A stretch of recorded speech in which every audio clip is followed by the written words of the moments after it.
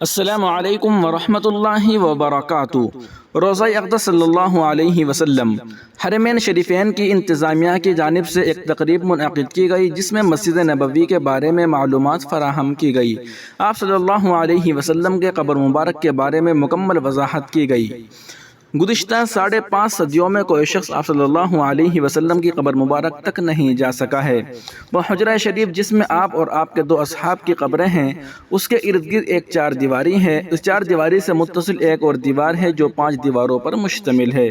یہ 5 کونوں والی دیوار حضرت عمر بن عبدالعزیز رحمۃ اللہ علیہ نے بنوائی تھی اور اس کے 5 کونے رکھنے کا مقصد اسے خانہ کعبہ کی مشابہت سے بچانا تھا۔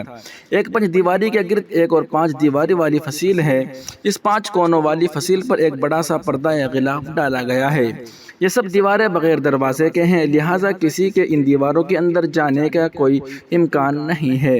روضہ رسول صلی اللہ علیہ وسلم کے اندر سے زیارت کرنے والے بھی اس 5 کونوں والی دیوار پر پڑے پردے تک ہی جا پاتے ہیں۔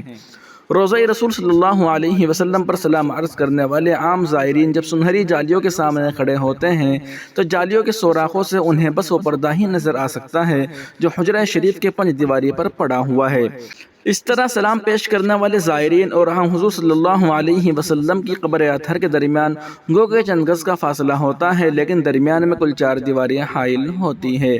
ایک سنہری جالیوں والی دیوار، دوسری 5 کونوں والی دیوار، تیسری ایک اور 5 دیواری اور چوتھی وہ 4 دیواری جو کہ اصل حجرے کی دیوار تھی۔ گزشتہ 1300 سال سے اس 5 دیواری حجرے کے اندر کوئی نہیں جا سکا ہے سوائے 2 مواقع کے۔ ایک بار 91 ہجری میں حضرت عمر بن عبدالعزیز رحمۃ اللہ علیہ کے دور میں ان کے خلاف، اور دوسری بار 881 ہجری میں معروف مورخ علامہ نور الدین ابو الحسن کے بیان کے مطابق وہ خود مسجد نبوی میں قبلہ کا رخ جنوب کی جانب ہے۔ نبی پاک صلی اللہ علیہ وسلم کا روضہ مبارک ایک بڑے ہال کمرے میں ہے۔ بڑے ہال کمرے کے اندر جانے کا دروازہ مشرقی جانب ہے، یعنی جنت البقیع کی سمت۔ یہ دروازہ صرف خاص شخصیات کے لیے کھولا جاتا ہے۔ اس دروازے سے اندر داخل ہو تو بائیں جانب حضرت فاطمہ الزہرا رضی اللہ تعالیٰ عنہا کی محراب ہے، اس کے پیچھے ان کی چارپائی ہے۔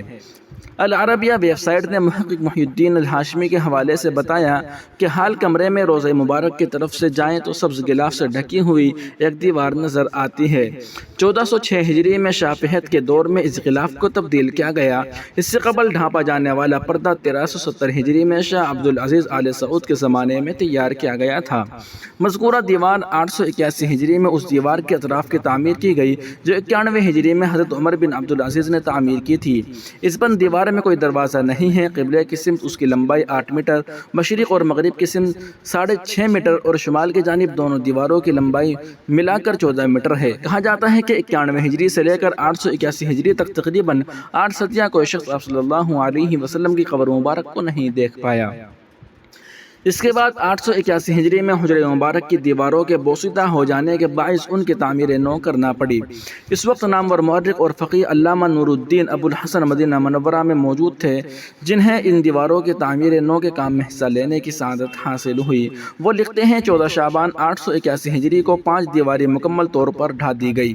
دیکھا تو اندرونی 4 دیواری میں بھی دراڑیں پڑی ہوئی تھی، چنانچہ وہ بھی ڈھا دی گئی۔ ہماری آنکھوں کے سامنے اب مقدس حجرہ تھا۔ مجھے داخلے کی سعادت ملی۔ میں شمالی سمت میں داخل ہوا، خوشبو کی ایسی لپٹ آئی جو زندگی میں کبھی محسوس نہیں ہوئی تھی۔ میں نے رسول اللہ صلی اللہ علیہ وسلم اور آپ کے دونوں خلفاء کی خدمت میں ادب سے سلام پیش کیا۔ مقدس حجرہ مربع شکل کا تھا، اس کی 4 دیواری سیاہ رنگ کے پتھروں سے بنی تھی جسے خانہ کعبہ کی دیواروں میں استعمال ہوئے ہیں۔ 4 دیواری میں کوئی دروازہ نہ تھا۔ میری پوری توجہ 3 قبروں پر مرکوز تھی۔ تینوں سطح زمین کے تقریباً برابر تھی، صرف ایک جگہ ذرا سا ابھار تھا، یہ شاید حضرت عمر کی قبر تھی۔ قبروں پر عام سی مٹی پڑی تھی۔ اس بات کو 5 صدیاں بیت چکی ہیں جن کے دوران کوئی انسان ان مہربند اور مستحکم دیواروں کے اندر داخل نہیں ہوا۔ ناظرین و سامعین، اگر یہ ویڈیو آپ کو اچھی لگی تو اس ویڈیو کو لائک ضرور کریں اور کمنٹ باکس میں اپنا جملہ ضرور تحریر کریں اور اس چینل کو سبسکرائب ضرور کر لیجیے گا۔ ویڈیو کے نیچے سبسکرائب والے بٹن پر کلک کر کے اس چینل کو سبسکرائب ضرور کر لیں۔